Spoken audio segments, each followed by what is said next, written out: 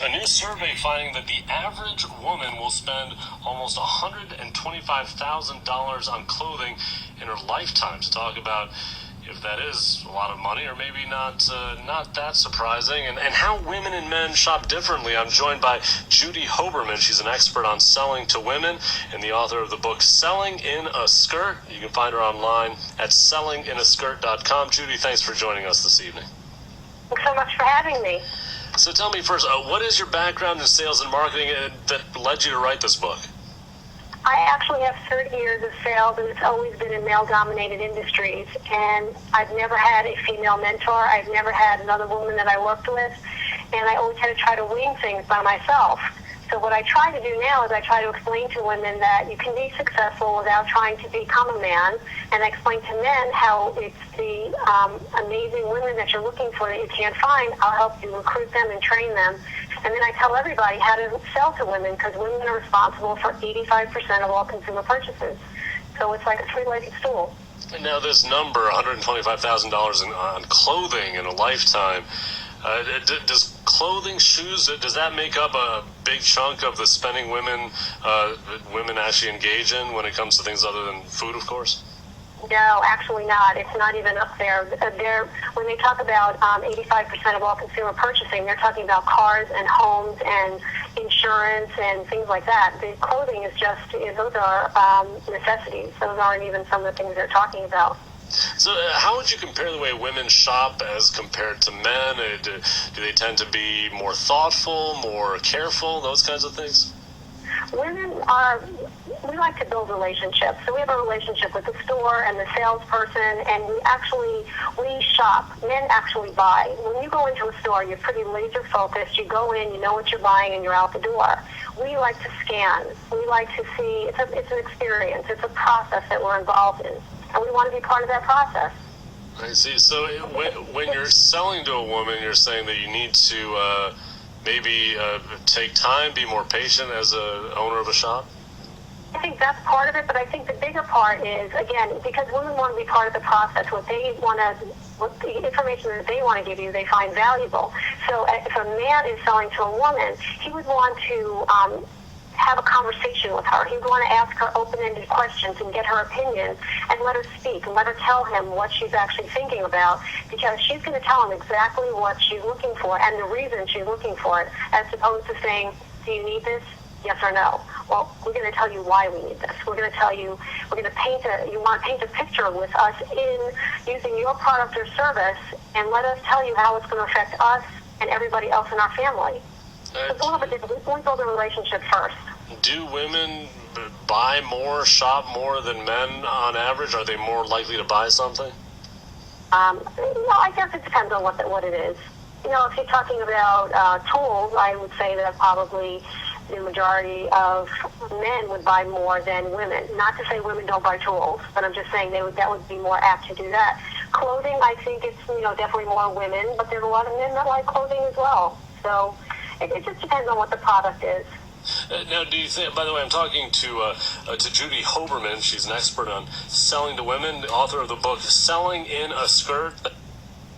That's sellinginaskirt.com. So, Judy, at this point, do you think marketers and advertisers have figured the selling to women out? When you see commercials, are they hitting the spot? Well, a lot of them are. What happened originally was they would start to put brochures out in pink, as if that was going to make women buy more because it was pink. But now they're actually putting more products and putting more services that are directed to women. You'll see commercials, and you'll see marketing to women in cars, where they actually show women looking inside of a car, because we're the ones that take the kids to school or ballet or football or whatever. So the things inside the car are more important to us, where you probably would like to look at the engine. We don't really care about the engine. We want to know what's inside. So they are marketing more towards women. They're talking about the things that are important to women. So I think it's great. It's not happening as fast as people would like, but it's definitely changing. So that's a great move. It seems that if you walk into a mall, between the jewelry, the makeup, obviously all the different clothing shops, that there is... It seems like the entire structure of a mall is much more directed towards women than men. Is that not the case? It is the case, but you also find that because there's so much merchandising towards women, that men have an easier job, an easier time actually buying for women, because everything is laid out easily. So you can say, well, I'll take those earrings and that necklace, or I'll take that entire outfit, because it's marketing to women, but it's also marketing for women. So it's easier for men as well. Do you think men usually get it right when it comes to choosing a style for a woman? Well, that's a whole other chapter. Now, what about... certainly, I'd say sometimes a gift certificate might be better, you're saying? Right, that might be the case. And when you look at married couples, do you look at how women are involved in the decision made to buy something within the couple? Yes, and you know what? As a salesperson, male or female, when you're selling to a couple, you really need to build that relationship with the woman, with the wife, because she's the one that, even though he might be the breadwinner, quote unquote, she's the one that actually controls the checkbook most of the time. She knows what's in that checkbook. And, when I was selling insurance, I can remember a couple would be sitting there. We'd go through the whole sales process. We'd ask questions. We would listen. And everything was done. And there was still hesitation.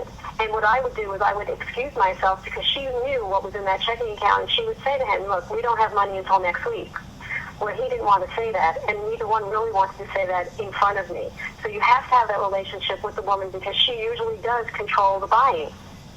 That's interesting. So within a couple, you want to direct your attention towards the woman as you're trying to sell to the two. And when it comes to men, then, do you look at how? I mean, it almost sounds like when you're selling to a guy, you just say, "Do you want to buy this or not?" Well, I mean, it's not as simple as that. But, when you're selling to a man, men are interested in facts and figures and features and benefits. So if you listed them in a bullet-pointed list, and we said, okay, so this has this, and that's everything he's looking for, 9 times out of 10 he's going to buy it, because that's what he's looking for. If you did the same thing to a woman and you gave her bullet points, she's not inclined to make that decision like that, because she has to hear it more in a story form. She wants to hear how that particular benefit is going to be a benefit for her and her family. So when you talk more in a narrative, it's a lot easier to get her attention. Do you think women are more picky? Do they tend to be more insistent on a specific color or a specific quality to an item that they're buying as compared to men? I don't know if I would call it picky or not. I don't know if it's definitely more like, they have to choose a certain color. I think women are more collaborative, and so they may not make that decision, and it might sound like it's because they're being picky, but really what they want to do is do a little more research with some of their friends that have already bought this product, so they have a better understanding of what's going to happen. And, and men are more... They make decisions quicker, and that's why people like to sell to men faster, to men more, because it's a faster process. They make a decision faster. They're not as collaborative as women are. I think when you say, one idea. Well, when you say collaborative too, I mean, is it clear that when it comes to shopping, women do prefer and tend to shop as a group, while men don't necessarily do that? Well, I mean, that's true, but sometimes women don't need the group; they need the salesperson. Somebody that's going to work with them. They want that relationship. In terms of your sales experience, at this point, do you prefer to sell to women versus men? What's your viewpoint on that?